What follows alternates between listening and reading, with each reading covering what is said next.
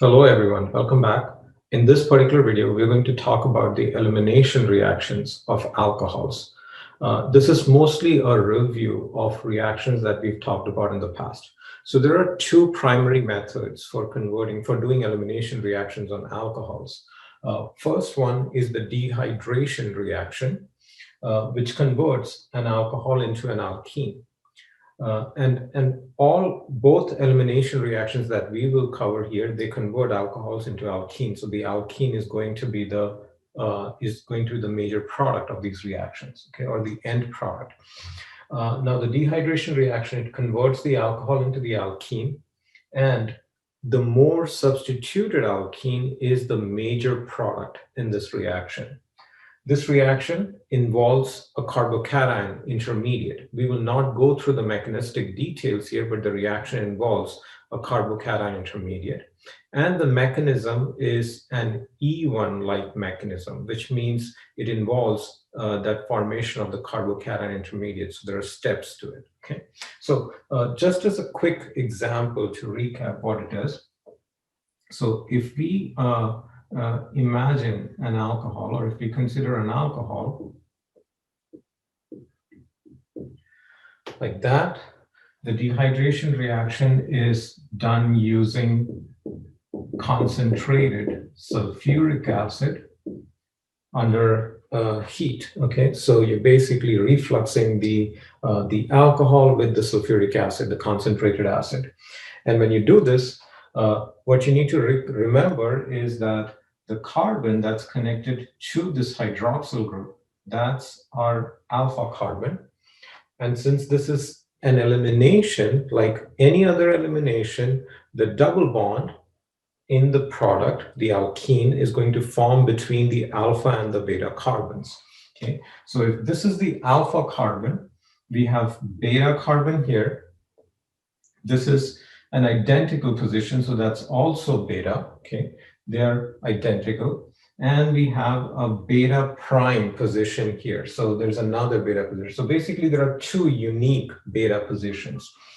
And if you notice, beta prime is the more substituted position, or the more substituted beta position, because this beta prime carbon is a secondary carbon. Okay, this is secondary in nature, whereas the beta carbons are primary in nature.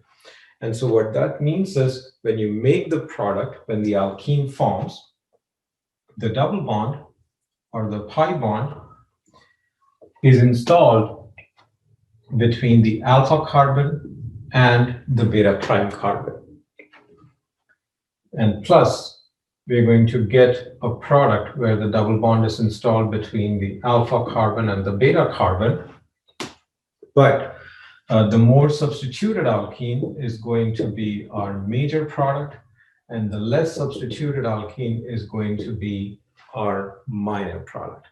Okay, so that's the outcome of a dehydration reaction. It gives the more substituted alkene as our major product.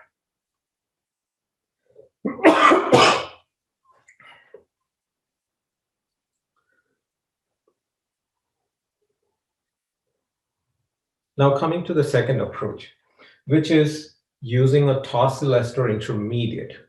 This reaction follows an E2-like mechanism, which means we have more control.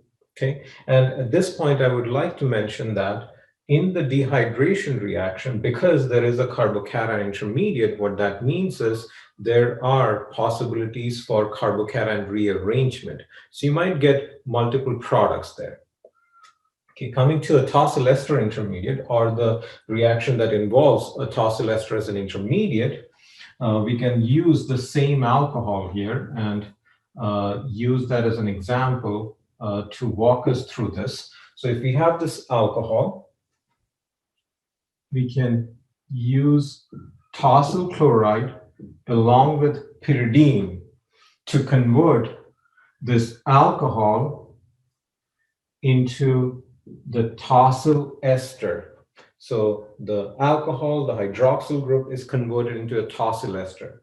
And once we've made this tosyl ester intermediate, depending on the base, the nature of the strong base you choose, we can make either the more substituted alkene as the major product or the less substituted alkene as the major product. So if I use a strong base, okay, strong base, but not bulky base. So if we use something like sodium methoxide, let's say, which is a strong base, but it's not a bulky base. In this particular case, again, we have these beta prime positions and we have the beta positions. So when we use a strong base, but not a bulky base, then our major product is going to be the more substituted alkene. This will be our major product. Instead, if we use a bulky base, a strong bulky base like potassium T-butoxide, another example that you might have encountered previously is triethylamine. These are all strong bulky bases. So if we use a strong bulky base, then I can make the less substituted alkene, where the double bond is formed between the alpha and the beta carbon, as my major product here, okay? So similar to other E2 reactions, this E2 reaction also gives us control over which product we want to choose. So we can get the more substituted alkene as our major product, or we can make the less substituted alkene as our major product. So like I said earlier, this is just a quick review of elimination reactions of alcohols, and most of this was covered previously. Bye.